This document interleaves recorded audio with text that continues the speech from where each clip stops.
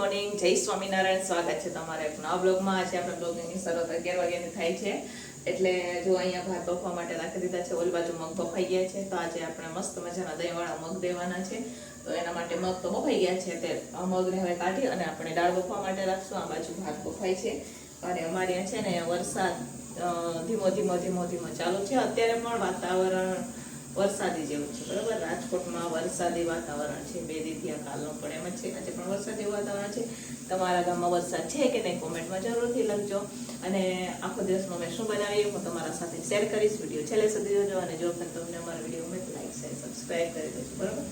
તો ચાલો ફટાફટ આપણે હવે મગને કાઢી લઈએ અને દાળ બફવા માટે રાખ. ચાલો ફ્રેન્ડ્સ, અહીંયા હવે આપણે દહીંવાળા મસ્ત મજાના મગ પણ બની ગયા છે. એનો વઘાર પણ થઈ ગયો છે, ભાત પણ થઈ ગયા છે. તો ચાલો ફટાફટ દાળ મૂકીએ અને દાળ બફાશે એટલી વારમાં આપણે બાંધી દઈશું લોટ. ને આજે રવિવાર છે એટલે આપણે રોટલી શેકાવી દેશે ને સલાડ પણ બનાવી દેશે, બરોબર. તો ચાલો હું તમને બતાવું કે મસ્ત મજાના આપણા દહીંવાળા મગ બનીને તૈયાર છે.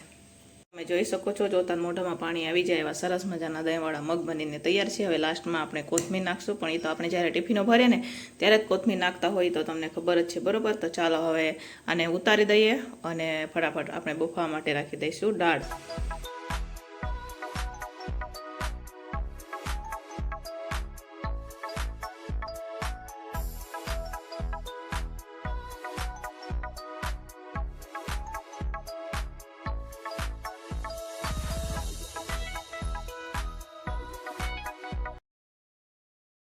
હેલો ફ્રેન્ડ્સ, તો 12:30 જેવું થવા આવ્યું છે બપોરના. તો અત્યારે હું ભરી દઈશ ટિફિન. તો અહીંયા મસ્ત મજાની દાળ બનાવેલી છે. આ તમે જોઈ શકો છો.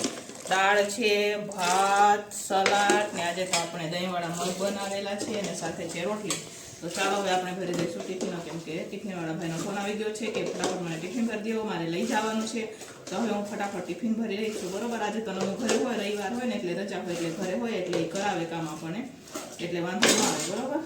તો ચાલો, અત્યારે વરસાદ રહી ગયો છે. તો હવે અત્યારે અમારે છે ને કપડાં પણ ધોવાના બાકી છે. તો એ પણ ટિફિન ભરી દઈએ, કેમ કે સવારનો વરસાદ ચાલુ હતો ને એટલે કપડાં કાંઈ ધોવાના નહોતા. એટલે અત્યારે અમારે સાદા કપડાં હોય એટલે ધોઈ નાખે ને તો પણ સુકવવાનો વાંધો પડે. એટલા હાટુ અમે નથી ધોતા. જ્યારે વરસાદ ન હોય ત્યારે ધોઈએ કપડાં. તો ચાલો હવે હું અત્યારે ટિફિન ભરું. તો ફટાફટ ટિફિન ભરીને આપી દઈએ, પછી મળીએ થોડીક જ વારમાં. તો ચાલો ફ્રેન્ડ્સ, અહીંયા સાંજનું ટિફિન પણ બની ગયું છે. આજે તો રોટલી બાકી છે, હજુ બન્યું નથી. જુઓ, અહીંયા આપણે ભાત બનાવેલા છે વઘારેલા, અને આ બાજુ બટેકાનું શાક બની રહ્યું છે. તો ચાલો હવે બાંધી દઈએ આપણે રોટલીનો લોટ ફટાફટ, બરાબર. તો ચાલો ફ્રેન્ડ્સ, ટિફિનો ભરાઈને વહી ગઈ છે અને અત્યારે હું ઉટકી રહી છું વાસણ. તો અહીંયા રાજુ બનાવી રહ્યા છે દહીં તીખારી. ને અમારે જેનું એમને ગાઈડ કરે છે કે અંકલ તમે આવી રીતના બનાવો, આવી રીતના બનાવો, મારા મમ્મી આવી રીતના બનાવે, એમ કરે. એમને મને જ કીધું, તો મેં કીધું હું વાસણ ઉટકી નાખું ને તમે બનાવી દે દહીં તીખારી. તો એ કે લાવો હું મારી રીતના બનાવું હું દહીં તીખારી. તો એ એમની રીતના દહીં તીખારી બનાવે છે, બરાબર. તો અત્યારે જો એ બધો વઘાર કરી રહ્યા છે ને અમારે જેનું પણ આવી ગયા છે.